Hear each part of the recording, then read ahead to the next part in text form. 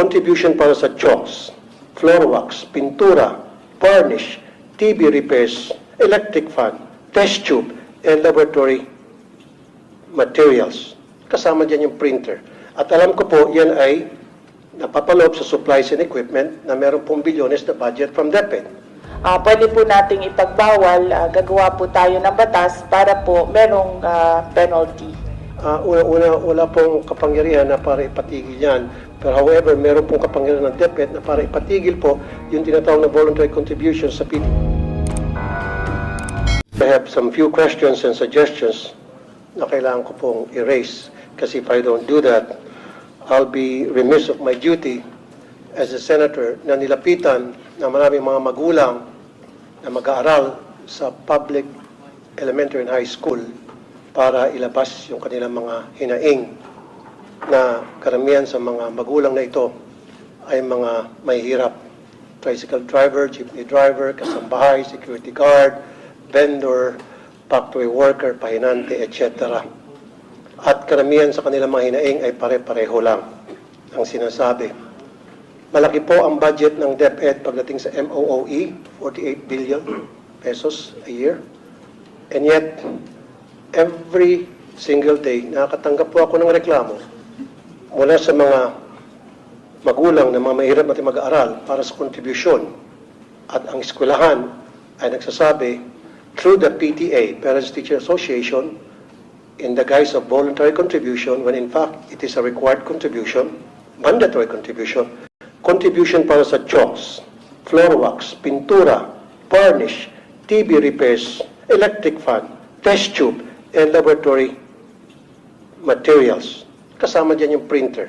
At alam ko po, yan ay napapaloob sa supplies and equipment na meron pong bilyones na budget from DepEd. Ilan pa po sa mga sinisingil na mga public schools sa mga mag-aaral, ng mga magulang, ay utility bills. Yung bayad para sa kuryente ay hiningi ng contribution na para magbayad ay yung mga mag-aaral. Yung bayad para sa janitor, yung bayad po para sa mga security guard, yung bayad po para sa repair ng CR, and pati po doon sa field trip na sana po ay libre. Now, ang tanong, can somebody run me through, paano po ba nadi-distribute, nadi-disburse yung billions and billions of pesos para sa mga nabanggit ko? How is it being distributed? At bakit po hindi nakakarating sa mga eskwelahan na marami sa kanila mga guro? In fact, I talked to some of them. Of course, I'm not gonna mention their name for obvious reason. Wala na po nakakarating sa kanila. Kaya ang nangyari, nagre-remedyo po sila at ni-require nila yung mga kanilang mga estudyante na mag-contribute. Paano po naging required to? Kasi what they do is they call a PTA meeting. Ito po yung doorway, Parents Teachers Association. So pagdating po sa PTA, ngayon, ang first agenda palagi is kailangan natin magbigay ng contribution para sa chalk, floor wax, etc. etc. Kailangan natin magawa agad ito. So ang nangyayari, yung mga magulang ng mga estudyante na walang-wala, napipilitan, peer pressure ang tawag po niyan, sapagkat ilan doon sa mga magulang na mag-aaral na can afford, tumataas ng kamay. Yung mga hindi po nagbo-volunteer, hindi tumataas ng kamay, na binabagsak. Yung mahilig mag-contribute, mataas ang grado at honor students pa. Kaya ilan sa mga magulang na ito napipilitan dumiskarte para lamang makapagbigay ng tinatawag na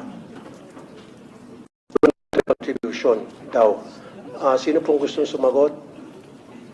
Madam Chair, Your Honor, Yusek Escobedo of Field Operations will answer the question. Madam Chair, good afternoon.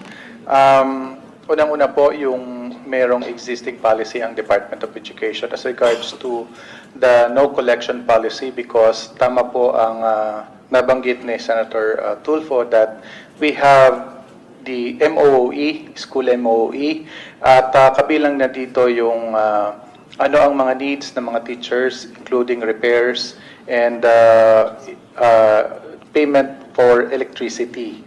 And we also recognize that merong mga PTAs na nag-i-impose na mga contributions because they're saying that they are a private organization, and meron na po kaming mga ongoing investigations.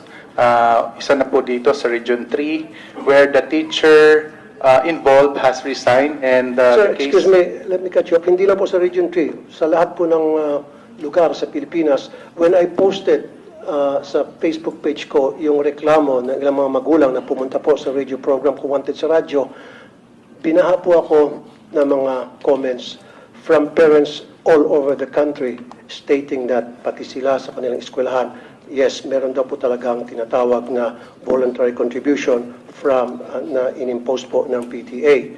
Ang nangyari po kasi sana, ang request ko, pagsabihan niyo po, pag meron pong PTA meeting, dapat wala na akong pag-uusapan na tungkol sa contributions. Dapat ang pag-uusapan lang po sa lahat ng PTA meeting, i-require niyo po, ay tungkol lang po sa academic performance ng mga estudyante o yung mga problema at hinaing ng mga estudyante, period. Kasi ang nangyari, tuwing PTA meeting, 101% ang unang agenda sa meeting na yan, and I have proof from parents and even teachers na ang first agenda tuwing magkakaroon ng PTA ay project.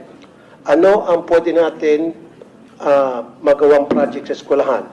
Repair para sa CR. Varnish para sa silya na nasisira na. Bili tayo ng chalk, bili tayo ng floor wax, bili tayo ng ganito, ganon, ganon. Ang mga estudyante na walang pang contribute, kuminsan pinapahiya pa, nilalagay pa po sa group chat. Ito, nag-contribute na si Juan, si Mario, si Pedro. However, si Rolando hindi pa nag-contribute, si Petra hindi pa nag-contribute. So napapaya yung mga hindi pa napapag-contribute na nape-pressure po. In some cases, ito mga magulang, baka natututo pa magnakaw para hindi lang mapaya yung kanilang mga anak. And meron po akong proof tungkol dyan. And in fairness po sa inyo, this has been going on for many years. Even as far back as yung administration pa po, I can remember Brother Armin Luistro. In fact, nag-away pa kami on-air niya sa Wanted sa radyo because ayaw niya maniwala hanggang sa pinadalahan ko siya ng mga reklamo and nakita niya po na talagang valid, and then nag-issue po siya ng memo na stop na yung contribution, voluntary contribution. After a few months, nagsibalikan din po hanggang ngayon. So is there a way na talagang once and for all, since senador na po ako, because I promise na once ako'y maging senador, I'll put a stop of this nonsense. Nung ako po'y wanted sa radyo na broadcaster, of course, wala po akong magawa. All I can do is call the authorities and tell them, hey, we have complaints pertaining to this and that. Now that I'm senator and they elected and voted me para mabigyan solusyon itong problema ito na mga magulang na mag-aral, I have to do something to put a stop to these problems once and for all. Can you guys promise me na mahinto na to para ako po'y maging supporter ng inyong budget at hindi ko po kontrahin. Humingi kayo ng 1 trillion pesos for all I care. Kasi alam ko kailangan po ang maayos na budget para sa DepEd. And I firmly believe na kailangan talaga ng DepEd ng pinakamalaking budget among all other agencies because we need to give quality educations to our poor na mga kababayan.